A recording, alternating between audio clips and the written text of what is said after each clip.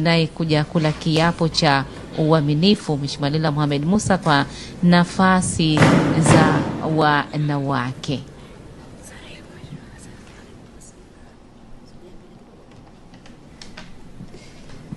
Mimi Leila Mohamed Musa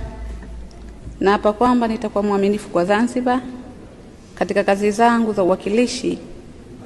na nitaitumikia kwa moyo wangu wote, na kwamba nitaihifadhi, nitailinda na kuitetea kwa dhati katiba ya Zanzibar, na kuomba Mwenyezi Mungu nisaidie. Naam, Mheshimiwa Leila Mohamed Musa, nafasi za wanawake kupitia Chama cha Mapinduzi, tayari ameshakula kiapo cha uaminifu, na katika awamu iliyopita Mheshimiwa Leila Mohamed Musa kipindi kilichopita alikuwa ni waziri wa elimu na mafunzo ya amali, na katika awamu ya 7 alikuwa ni katika awamu ya 8 aliwahi kuwa waziri wa utalii na mambo ya kale. Baadaye aliteuliwa kuwa waziri wa elimu na mafunzo ya amali, ndio nafasi ambayo alimalizia hiyo, na hivi sasa tayari ameshakula kiapo